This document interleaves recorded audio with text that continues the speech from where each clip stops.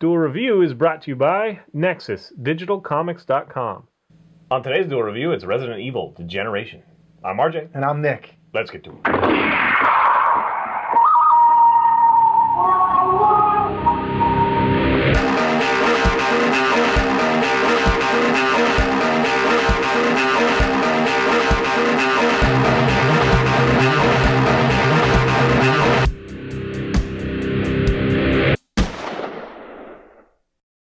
Welcome to May 31st. We are doing Resident Evil Degeneration. That's right. And it's a Capcom, Sony, Frontier Pictures film. It's CG, so it's three-dimensional characters. It is based on the beloved Resident Evil, but it's kind of a off story that doesn't really fit in. It centers on Claire Redfield and Leon Kennedy, Right. and a guy named Curtis who. It's got this thing where it's basically a terrorist story, right? There's a guy who's a terrorist who wants to use the T-virus to, cause an uproar or whatever. And, I don't want to give too much away, but it's just kind of a fun thing that I want to bring to your attention. It is on Netflix, so it's easy and ready for you to watch. Yes, it is. And top-notch voice acting. I mean, some of the characters are a little stilted, maybe. I don't know. The animation's not quite there. I don't think it was originally American, so it's overdubbed stuff. But it has, like, Steve Bloom and, some class act, top-notch. Voice actors? Voice actors. Okay. It's happens in 2005, so, a couple of years after the date it was made. An incident in Japan, and... there's news reporters and there's like the not mayor. I don't know. There's a governmental figure that's involved. And oh yeah, I remember. There's this thing where they kind of like they're running through an airport, right? And you have that classic like, ooh, what's in this room? Oh, they don't really know it's a zombie yet. It's before everybody's aware of that, and so it's like, oh, are you okay? Kind of thing, and you're like, like there's a zombie. So that's kind of fun, and then. A couple of the characters kick the bucket, kind of thing, and the classic zombie film. And I guess that's why I like it. I do enjoy it. The animation, even though it is done after Final Fantasy, I think, it doesn't have the same. It doesn't reach that same benchmark. Yeah. But it is decent. It's still easy for me to watch. Claire, I think, looks the most plasticky of all of them.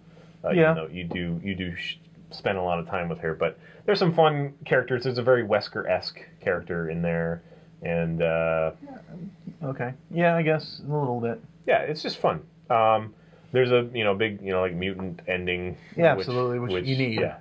Yeah, and it doesn't have a whole lot more in common. I mean, obviously you have some of the names jumping around, and you have the T-virus, but it doesn't really rely. It's nothing to do about. Raccoon City or like a police station or cops in general. Or really, Umbrella Corporation, really that much? Not really. Well, a little bit. Yeah, but not it's kind of where they're starting to discover that it's not always what it seems. Like there's some people pulling the strings, and it definitely involves the military. But it does have a slightly different feel, but genuinely enjoyable. I don't know what else I can say about it. I thought there was a little bit of a problem with the pacing because parts of it I remember it being so slow and like just. Okay, can we... Yeah, possibly there are some conversations, but I think that when you're doing three-dimensional, it's really hard to... I mean, you can't just... I don't know. You can't just like, oh, let's make that one a little bit longer and this one shorter. If you don't have it, you don't have it. Right.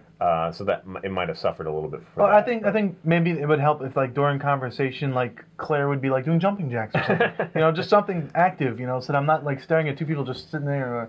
and then he did this, and then we did this, and then this happened, and then we did this, and then oh my god, what happened there? Yeah, but then again, there was a little bit of the unnatural movement, like right, where hands are. Always... But then again, there were some really cool scenes, running through and then leaping over things and sliding under things. That was pretty cool. Yeah, the most fun I had was in the dark rooms when they're exploring that, and it makes me think of you brought it up, the space one.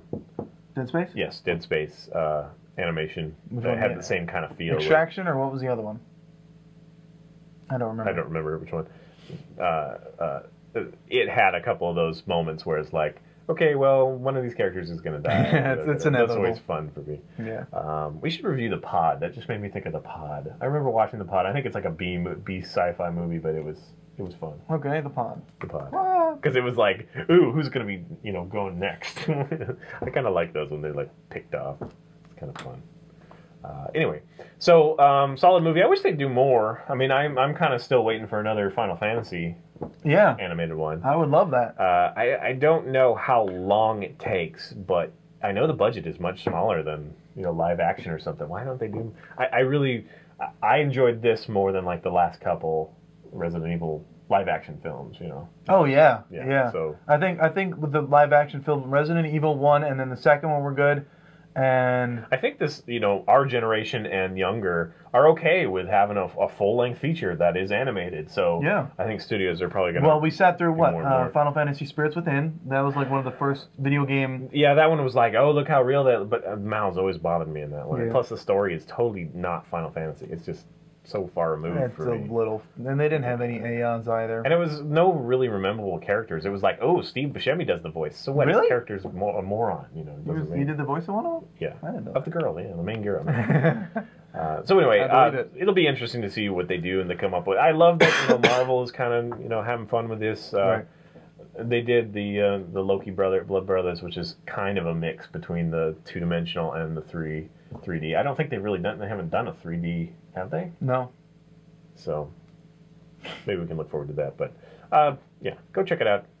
Tell us what you think. Yeah, I agree. It is a pretty fun movie, especially since you can get it for since you can watch it for free on Netflix. So there's no reason not to. And it does kind of, I don't know if it really fills in any gaps from the video games, but no, it's a decently contained story of its own. Yeah. It doesn't require your knowledge of other things, and no. I don't think it does really contribute that much. Well, I mean, I think it would be nice to know Kennedy's persona in the video game before you get to this, because in this one he's very dry, he's very straightforward. He doesn't really add any emotion at all to the. You don't think he was like that in the game? No, that's what I'm saying. If you play him in the game and you realize that he has no emotion, then seeing him in this film, you're like, oh, okay, that's just Leon. Yeah. That's just how he is. That kind of thing. He's military or whatever. Yeah. He's a dick. All right. But a very talented, good shot. Yes, very good shot. Loved him in Resident Evil 4. So. Don't kill me. Okay, follow us on Facebook, subscribe on YouTube, tell us what you think. That's right. Check out all of our wares at spiderwolf.com. We've got t-shirts, we've got prints, we've got card games, and we have short stories, and we're doing some Kickstarter projects. Thank you. And we're relaunching the website NexusDigitalComics.com with all new content, lots of cool stuff happening. I mentioned my spotlight last episode. I don't know why you pointed to me at that. I'm going to spotlight you. You're going to be my first target. Oh, spotlight. Yeah. And if you'd like to contribute or know more about us, just drop us a line. And always leave comments. I love answering comments. We do. Provided that there's a question or not, generally I don't answer, hey, you guys are great. I mean, thank you, but I'm probably not going to answer that. No. Because I don't know what to say. Very in-depth. Yeah. I have to be in-depth because otherwise it's just like, thanks. All right, guys. See you later. Yes. You got it. I was trying my strategy of letting you miss first and then... Oh, nice strategy. Failed. Let me shoot first. Failed. But yeah, for everyone who commented saying, hey, you guys are great, thank you so much. We appreciate that. So yeah, but if you have any questions, if you have anything you want to say, if you have, thank you. If you have anything that you want to add, and now I'm just a black void here with hands. Oh, there you go.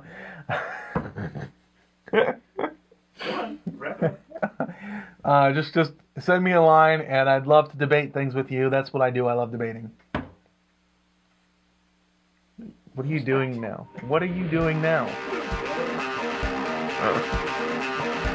All right, bye. Coming up, the movie 21. You can do it. Hang on, Nicholas, hang on. I can make it. He's trying to shake an illness or cold or something, I don't know. On today's Duel review, it's Resident Evil Degeneration. I'm RJ. And I'm Nick. Let's get to it. Degeneration, man. Hey. Rastafari. Because that has a big impact into Resident Evil? Yeah, it happens. Degeneration. It's just like X generation, but with more drugs. Come on. Well, I don't know. Actually, X generation probably has a lot of drugs. What? Are you trying to make it fit? That's just a joke. Like, really? I don't remember. Dreadlocks, zombies with dreadlocks? Hey, that's... Actually, I'm sure that somebody made Bob Marley a zombie, right? And they're like Bob Marley zombie posters. Probably.